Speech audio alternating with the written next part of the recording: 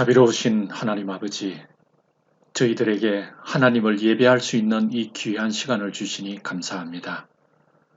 오늘 이 예배 시간을 통하여 주님의 임재 안으로 들어가기를 원합니다. 주의 성령께서 이 시간 저희들의 마음을 주관하여 주옵소서. 주님의 뜻을 알게 하시고 그 뜻을 따라 삶으로 우리가 있는 곳이 하나님의 나라가 되게 하여 주옵소서. 하나님의 은혜와 축복이 이 예배 가운데 풍성히 함께하여 주시옵기를 예수님 이름으로 기원하옵나이다. 아멘.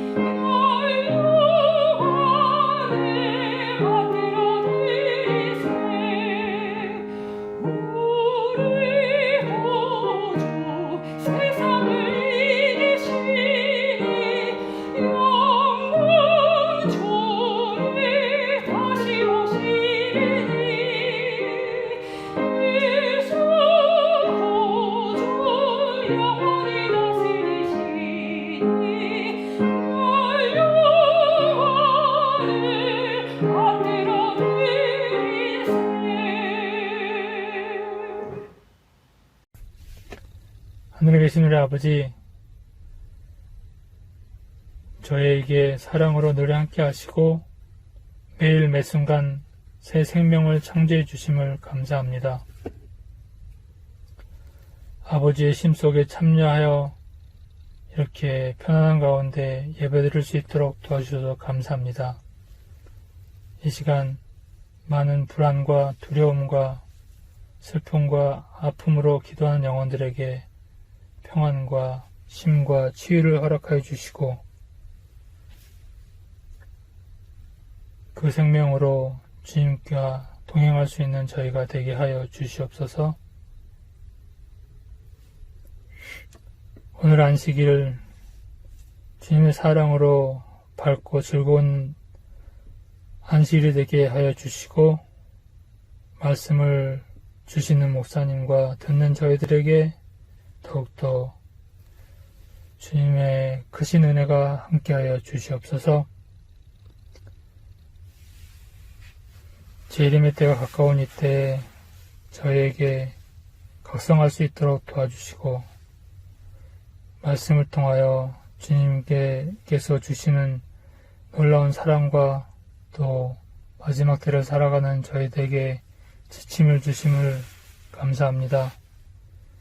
그 지침을 잘 받아 감당할 수 있는 저희가 되게 하여 주시고 이 예배에 주님의 사랑과 은혜와 성령 충만함이 함께하여 주시옵소서. 저희의 죄를 용서하시고 더욱더 주님과 동행할 수 있는 이 시간들이 되게 도와주시옵소서. 주님의 은혜에 감사하며 예수님 이름으로 간절히 기도합니다.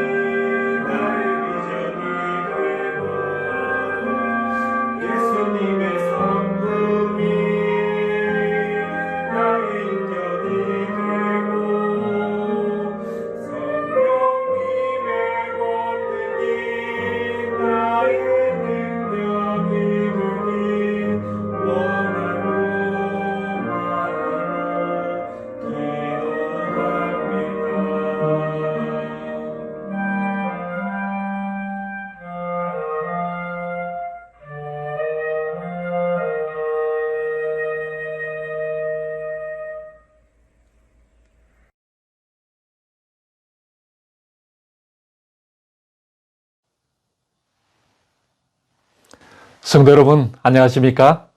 각 가정에서 예배를 드리기 위하여 하나님 앞으로 나오신 우리 모든 성도님들을 진심으로 환영드립니다. 아울러 여러 지역에서 방송으로 예배에 참여하고 계시는 분들에게도 하나님의 축복이 함께 하시기를 기도드립니다. 저는 오늘 사무엘상 7장을 본문으로 하나님의 손이라는 제목으로 하나님의 말씀을 전가하겠습니다. 저의 오늘 설교의 부제를 붙이자면 에베네셀 하나님입니다. 먼저 사무엘상 7장 13절의 말씀을 함께 읽겠습니다. 여호와의 손이 사무엘이 사는 날 동안에 블레셋 사람을 막으시매. 여러분, 하나님이 어떻게 생겼을까요? 하나님의 모양이 어떠하실까요?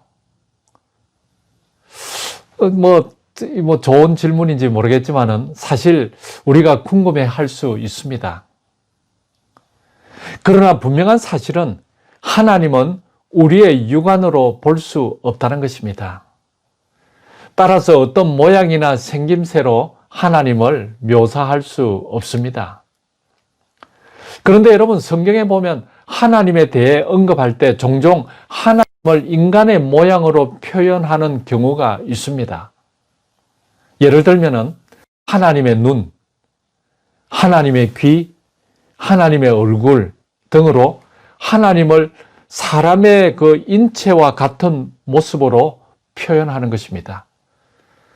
오늘 본문 성경에도 보면 13절에 여호와의 손, 즉 하나님의 손이라는 표현이 나옵니다. 그러면 성경에 왜 이런 표현들이 등장하는 걸까요? 그것은 하나님을 계시하는 방법 중에 하나이기 때문에 그렇습니다. 하나님이 인간의 육안에 보이지도 않고 인간이 하나님을 잘 알 수도 없기 때문에 인간의 눈높이에 맞춰서 하나님 자신을 나타내 주시는 친절한 사랑의 배려인 것입니다. 성경은 이런 표현들을 통해 하나님이 어떤 분이신지, 하나님의 속성, 그리고 어떤 일을 하시는지, 그 하나님의 사역 등을 잘 설명해 줍니다. 이 시간에 그 중에서 하나님의 손이라는 표현에 관해 좀 살펴보고자 합니다. 이 말씀을 통해 하나님이 어떤 분이신지 다시 한번 저와 여러분들이 발견하시고 그 하나님을 믿고 의지함으로 승리하는 그런 인생이 되시기를 간절히 소망합니다. 오늘 제가 택한 사무엘상 7장의 배경은 사무엘 당시의 구약 이스라엘의 역사를 배경으로 하고 있습니다. 사무엘은 사사입니다. 사사라는 말은 문자적으로는 재판관인데요. 이스라엘의 왕이 없던 시절 백성들을 다스리던 지도자들을 가르칩니다. 사사시대에는 이스라엘의 암흑기라고 불리는 것처럼 여러 면에서 아주 암울한 그런 시기였습니다. 영적으로는 이스라엘 백성이 하나님을 멀리 떠나 있었고 국가적으로는 블레셋 등 이 이웃에 있는 강대국들로부터 시달리고 있었습니다. 그런 시기에 사무엘이 사사가 된 것이죠. 그는 취임하자마자 제일 먼저 기도회를 열었습니다. 백성들을 미스바에 모아놓고 집회를 가졌습니다. 6절에 기록한 대로 금식하면서 회개했습니다. 여기에 물을 부었다는 이 내용이 나오는데요. 이 물을 부었다는 것은 마음을 쏟아놓고 회개했다는 뜻입니다. 그런데 여러분, 이게 웬일입니까? 호사다마라고 할까요? 블레셋 족속이 그 틈을 노려서 침략을 해온 것입니다. 기도회를 하는 중이었으니까 여러분, 어떻게 싸우겠습니까? 군대를 소집할 시간도 없고 무기도 없고 정말 한마디로 이 이스라엘이 풍전등화와 같은 그런 위기 상황이 되었습니다. 그러나 사무엘과 백성들은 하나님께 부르짖어 기도했고 하나님께서는 놀라운 기적으로 그 전쟁에서 승리하게 해 주셨습니다. 이렇게 승리한 이스라엘은 하나님 앞에 감사의 표시로 기념비를 세웁니다. 사무엘상 7장 12절입니다. 사무엘이 돌을 취하여 미스바와 센 사이에 세워 가로되 여호와께서 여기까지 우리를 도우셨다 하고 그 이름을 에벤에셀이라 하니라. 에벤에셀, 이 의미는 도움의 돌이라는 뜻이지요. 제가 오늘 부제로 정한 에벤에셀 하나님의 의미는 하나님이 도우셔서 승리했다는 신앙 고백, 감사의 표시인 것입니다. 그 후에 또 어떤 일이 있었습니까? 13절에 보면은 여호와의 손이 함께해 주셨습니다. 그래서 그들을 블레셋의 위협에서 보호해 주셨고 더 나아가 과거에 빼앗겼던 땅을 되찾고 주변국들이 감히 침략을 못하고 평화가 그곳에 정착되었습니다. 이렇게 해서 사무엘이 사는 날 동안 이스라엘은 계속 태평성대를 이루게 됩니다. 성경은 우리에게 하나님의 손길을 약속합니다. 하나님의 백성이 고난 중에 있을 때 하나님의 손은 언제나 그 백성들을 붙들고 계시지요. 이 사실은 성경 곳곳에서 우리가 확인할 수 있는데요. 오늘 본문에서뿐만 아니라 에스라 시대에는 에스라 8장 31절에 첫째 달 12일에 우리가 아하와 강을 떠나 예루살렘으로 갈새 우리 하나님의 손이 우리를 도우사 대적과 길에 매복한 자의 손에서 건지신지라. 포로 귀환을 도우신 것은 하나님의 손이라고 말씀하고요. 이러한 손길은 이번 주 성경 통독 가운데 읽고 묵상한 느헤미야 시대에도 여전히 나타났는데요.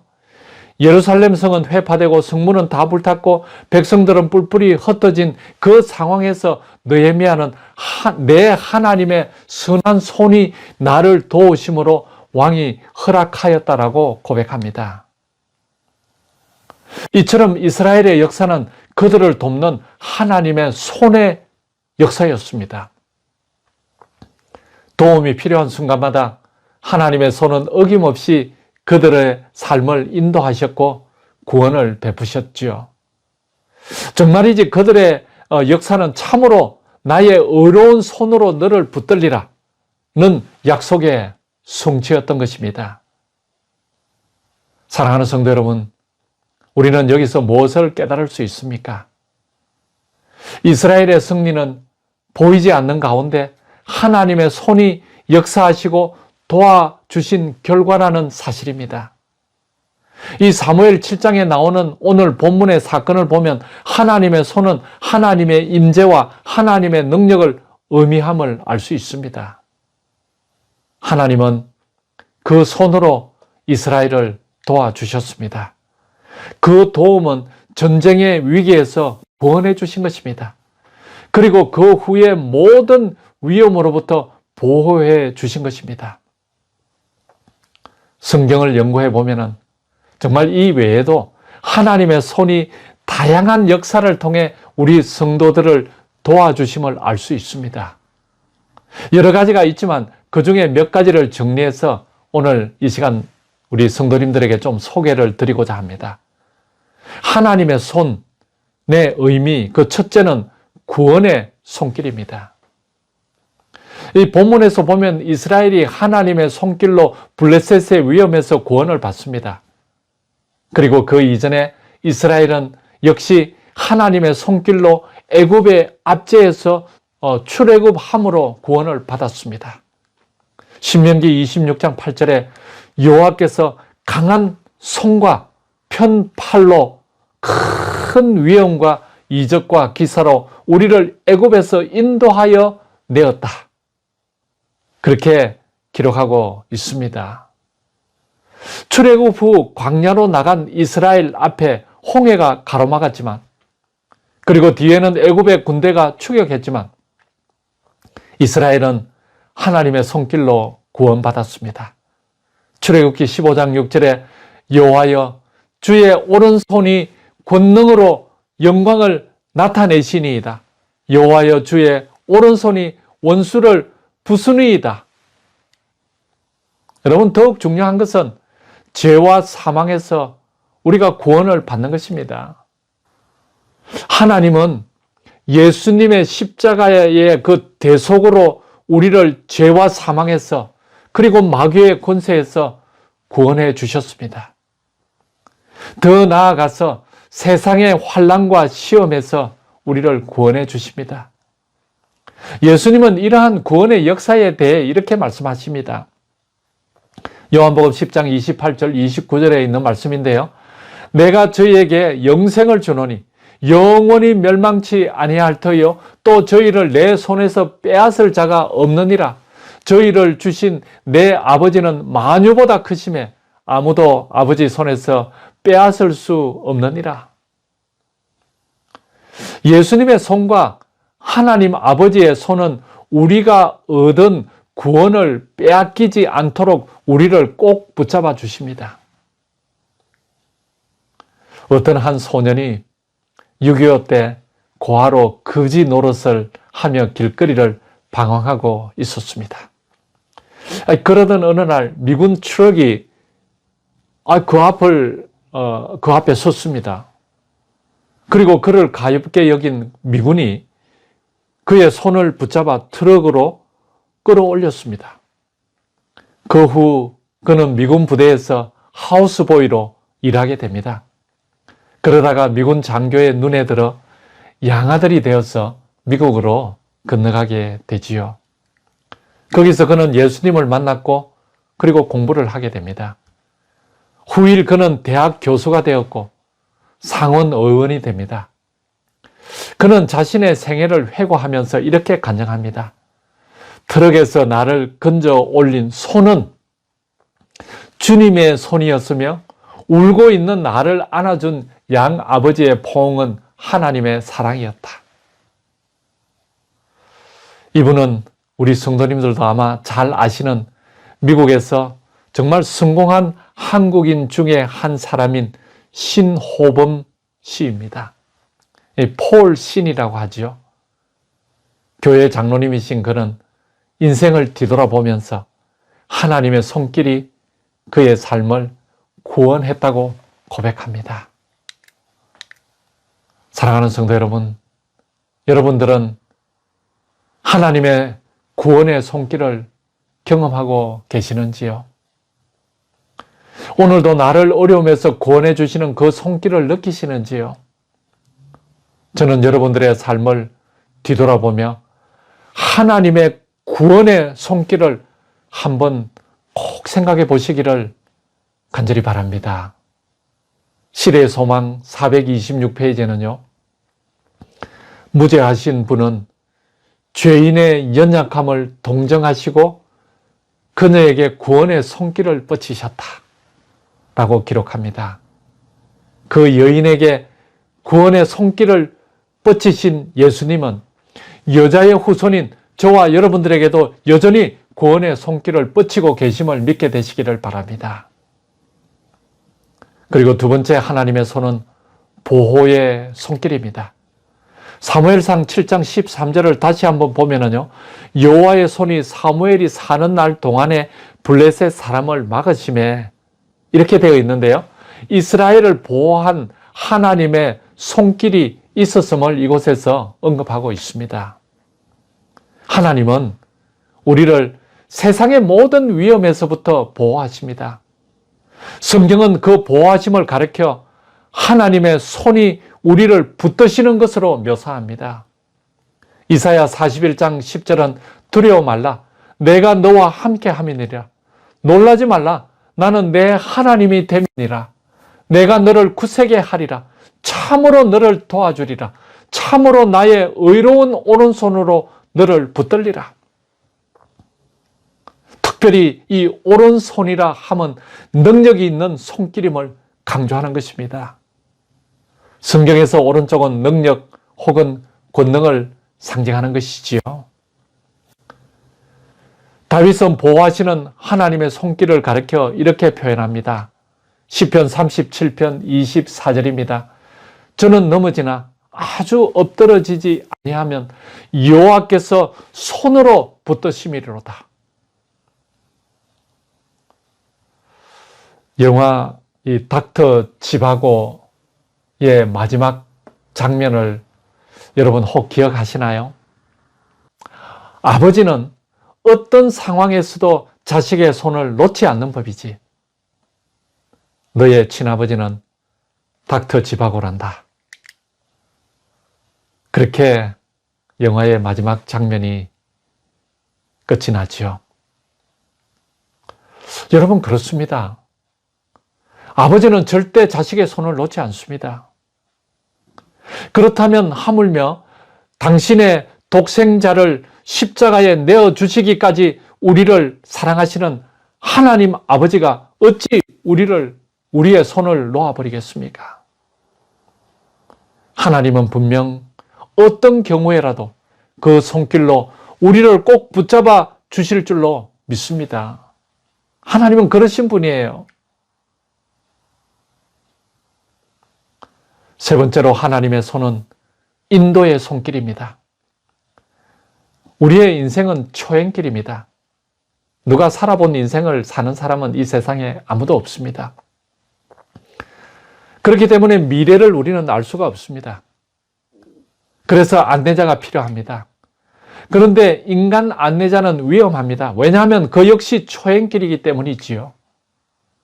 조금 앞서가는 사람의 안내가 조금은 도움이 되지만 그 역시 미래를 알 수 없기에 보장이 없습니다.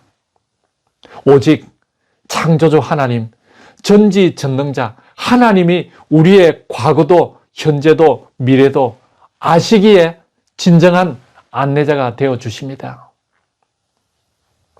에스라 7장 9절에 보면은 이런 말씀이 나옵니다. 정월 초하루에 바벨론에서 길을 떠났고 하나님의 선한 손에 도우심을 입어 5월 초하루에 예루살렘에 이르니.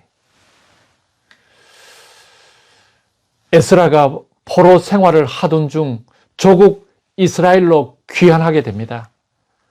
백성을 이끌고 예루살렘으로 돌아가는데 길을 알 수가 없는 거예요.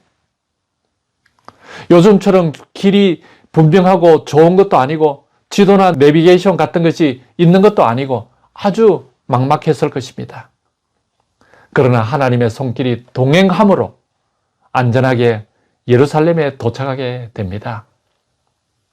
저는 우리 성도님들의 천국 가는 길도 내비게이션 되시는 하나님의 인도하시는 손길이 함께 하시기를 간절히 바랍니다.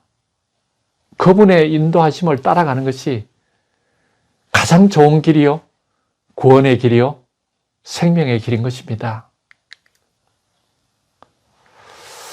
이 삼중 장애인, 우리가 너무나도 잘 알죠? 시각, 청각, 언어 장애인으로 세계적인 크리스찬 교육가였던 헬렌 켈러는 이런 말을 했습니다. 하나님의 손에 이끌린 맹인이 눈 뜬 사람보다 낫다. 여러분 정말 그렇죠? 눈을 멀쩡하게 뜨고 있어도 인간은 미래를 알 수 없기에 엉뚱한 길로 갈 수가 있습니다. 그러나 하나님의 손길로 이끌리면은 그 길은 분명 바른 길이고 구원의 길이고 축복의 길로 인도함을 받을 수 있기 때문에 그렇습니다. 저는 우리 모든 성도님들께서 꼭 그 하나님의 인도하시는 손길을 따라가시는 저와 여러분들이 될 수 있기를 간절히 바랍니다. 네 번째로 하나님의 손은 위로의 손길입니다. 우리가 험한 세상을 살다 보면 위로가 필요합니다. 그런데 인간의 위로에는 한계가 있지요. 때로는 가족조차 우리에게 위로가 되지 못할 때도 있습니다. 그러나 여러분, 하나님은 우리에게 다가오셔서 그 부드러운 손길로 참다운 위로를 해 주십니다. 열왕기상 19장을 보면 엘리야 선지자 이야기가 나옵니다. 그는 갈멜산 위에서 우상 선지자 850명을 격파합니다. 그런데 그 소식을 듣고 이를 갈며 엘리야를 잡아 죽이겠다고 호언하는 이세벨의 소리를 듣고 혼비백산 도망을 갑니다. 큰 선지자라도 인간적으로 이렇게 약해질 때가 있습니다. 이럴 때 사람들은 인정사정 없이 비난합니다. 하지만 하나님은 책망하지 않고 위로해 주십니다. 사람의 신앙생활을 잘하다가도 때로는 지칠 수 있고 낙심할 수 있음을 우리 하나님은 이해를 해 주시는 것이지요. 엘리야가 한참 가다가 로뎀 나무 아래서 낙심한 채 정말 피곤해 지쳐 잠이 듭니다. 그때 하나님께서 어떻게 하십니까? 열왕기상 19장 5절입니다. 로뎀 나무 아래 누워 자더니 천사가 어루만지며 이르되 일어나서 먹으라 하는지라. 이 천사가 나타나 부드러운 손길로 어루만져 위로합니다. 여러분, 여기서 천사는 구약시대에 종종 나타났던 그리스도입니다. 하나님은 부드러운 손길로 우리를 어루만져 주십니다. 우리의 상처를 사매어 주시고 뺨에 흐르는 눈물을 닦아 주십니다. 장차 하늘나라에 들어가면 모든 눈물을 완전히 닦아 주실 것입니다. 계시록 7장 17절에는 하나님께서 저희 눈에서 모든 눈물을 씻어 주실 것입니다. 계시록 21장 4절 모든 눈물을 그 눈에서 씻기심에 다시는 사망이 없고 애통하는 것이나 곡하는 것이나 아픈 것이 다시 있지 아니하리니 처음 것들이 다 지나갔음이라. 사랑하는 성도 여러분, 하나님은 우리와 함께 해주시는 하나님이십니다. 다섯 번째로 하나님의 손은 치유의 손길입니다. 우리가 세상을 살아가다 보면 영적으로 육적으로 많은 상처를 입고 각종 질병으로 시달리게 됩니다. 그래서 우리에게 치유가 필요합니다. 물론 의학이 유용하게 사용되기도 합니다. 그러나 결국 모든 상처와 질병을 치료하시는 분은 여호와 라파, 바로 치료의 하나님이십니다. 그분이 우리에게 치유의 은혜를 베풀지 않으면 의사도 약도 소용이 없습니다. 오히려 의사나 약으로 고칠 수 없는 것조차 하나님의 치유의 손길로 도와주시면 나음을 받을 수 있습니다. 마태복음 8장에 보면은 예수님께서 문둥병자를 고쳐주신 사건이 기록되어 있습니다.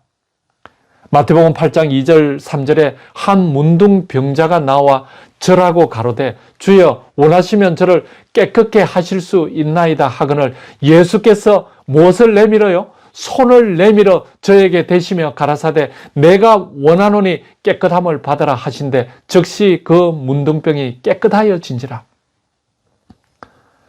예수님의 손이 얼마나 놀라운 치유의 능력을 갖고 있는지 보여주는 한 장면입니다. 저는 옛날 어린 시절의 기억이 납니다. 밤새 열이 펄펄 끓어서 괴로워할 때 어머니가 손으로 이마를 짚어줍니다. 그러면 신기하게도 열이 내렸습니다. 그리고 배가 아파서 고생할 때 어머니가 손으로 배를 쓸어주면 참으로 신기하게도 아픈 게 사라졌습니다. 그래서 어머니의 손은 약손이라고 말하는 것이지요. 사랑하는 성도 여러분, 하나님의 손은 더 큰 약손입니다. 예수님의 손은 더 큰 약손입니다. 그 손의 능력을 의지함으로 모든 질병과 상처에서 치유받으시기를 간절히 바랍니다. 영적인 질병도 하나님의 손길로 치유받을 수 있습니다. 하나님은 이처럼 다양하게 그 손으로 역사하셔서 우리 성도들을 도우십니다. 그래서 험한 인생길에 동참해 주시고 능력으로 역사해 주심으로 승리케 해 주십니다. 그러므로 성도 여러분, 세상을 의지하지 말고 오직 하나님의 손을 의지하시기를 간절히 바랍니다. 하나님의 손이야말로 가장 큰 힘입니다. 가장 확실한 승리의 방법입니다. 하나님의 손이 함께하면 우리의 인생은 반드시 형통할 수 있습니다. 그러면 어떻게 해야 하나님의 손길의 도움을 우리가 받을 수 있습니까? 본문에 보면 사무엘과 백성들이 부르짖어 기도합니다. 그때 하나님의 손이 그들을 도와주셨습니다. 우리도 날마다 기도함으로 하나님의 손을 의지하고 도우심을 받기를 바랍니다. 수년 전에 저는 폼페이를 가본 적이 있습니다. 이 베수비오 산의 화산 폭발로 용암이 이 부유한 환락의 도시 폼페이를 덮쳤습니다. 화산재가 그곳에 완전히 덮쳤습니다. 지금은 유적지로 발굴되어 그 도시 전체의 모습을 우리가 볼 수 있는데요. 수많은 사람들이 화석이 되어서 당시의 그 비참한 상황들을 그대로 보여주고 있습니다. 우리는 지금도 그곳에 가면 그 장면들을, 그 모습들을 다 볼 수 있습니다. 이 100년에 걸쳐서 이 폼페이를 거의 다 발굴을 했습니다. 화산이 폭발하기 전에, 바로 전에 예루살렘 도성을 빠져나온 크리스찬처럼 소수이지만 크리스찬들은 그 도시를 빠져나왔다고 전해지고 있습니다. 저는 그 사람의 화석을 이렇게 보면서 그런 생각을 해봅니다. 진작 그가 하나님의 손을 잡았더라면, 하나같이 화석이 된, 그 화산재로 화석이 된 그 사람의 모습이 손을 이렇게 뻗어서 뭔가 도움의 손길을 갈급하는 그런 모습들이 너무나 많았습니다. 정말 그것을 볼 때 너무나 아쉽습니다. 오늘 우리 주변에도 그와 비슷한 사람들이 허다합니다. 겉보기에 멀쩡하고 화려해 보이는 사람들 중에도 남 모르는 사연으로 고통스러워하며 허무감에 몸부림치는 사람들이 있습니다. 우리는 그들의 손이 하나님의 손을 붙잡을 수 있도록 도와줄 책임을 갖고 있습니다. 내가 하나님의 손을 붙잡았다면 우리의 손을 통해서 그들이 하나님의 손을 붙잡도록 우리에게 사명을 하나님께서 주신 것이죠. 그렇기 때문에 우리는 그런 도와줄 책임이 있는 것입니다. 혹시 우리 중에 하나님의 손길이 보이지 않아 고통 중에 계신 분이 여러분 혹 있으십니까? 아무리 성경의 약속을 붙들고 부러지져도 내 눈에는 원수들의 손만 보이지는 혹 않으신지요? 혹 성경의 약속과 내 삶이 너무나 동떨어진 것처럼 생각되지는 않으시나요? 바로 그때 여러분, 우리가 금요일 저녁에 살펴보고 있지만 요셉을 기억하게 되시기를 바랍니다. 그도 우리처럼 하나님이 가장 절실할 때 그분의 손이 보이지 않았습니다. 상인들에게 팔려가던 그 밤 요셉이 원했던 기적은 전혀 일어나지 않았습니다. 억울한 누명을 쓰고 감옥에서 흐느껴 울 때도 기적은 없었습니다. 다시 말해 하나님의 손은 보이지 않았습니다.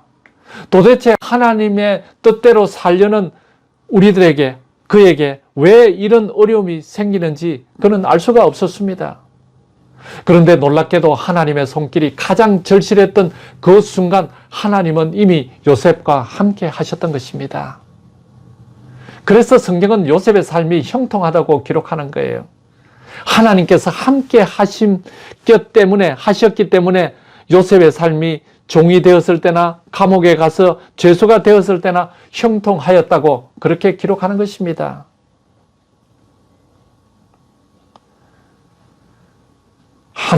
하나님께로부터 지혜를 구하고 사는 사람들, 세상의 역사를 주관하시는 하나님의 손을 믿고 그 손이 친히 내 삶을 인도하심을 믿고 사는 자들은 어두움 속에서도 분명 별과 같이 빛나는 삶을 살게 될 것입니다. 그 약속이 어려운 가운데서도 하나님의 손길을 기다리며 기도하는 우리 모두의 삶에 경험되기를 간절히 바라면서 말씀을 드리겠습니다.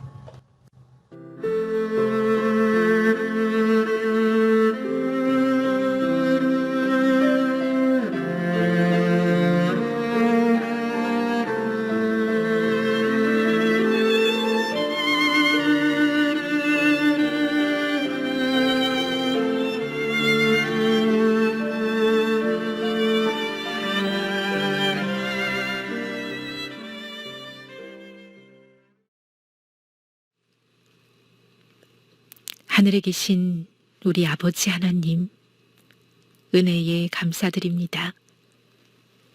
귀한 말씀으로 우리를 깨우쳐 주시고 또 이 시간 우리로 주님께 드릴 것이 있도록 축복하시니 감사합니다. 마음과 예물을 구별하여 하나님 앞에 드리오니 주님 기뻐 받아 주시옵소서. 예물이 사용되는 곳마다 복음이 전해지게 하시고 하나님의 이름이 높임을 받게 해 주시옵소서. 어려운 상황이지만 우리 성도들이 핍절치 않도록 하나님 채워 주시옵소서. 은혜에 감사드리며 예수님의 이름으로 기도드립니다.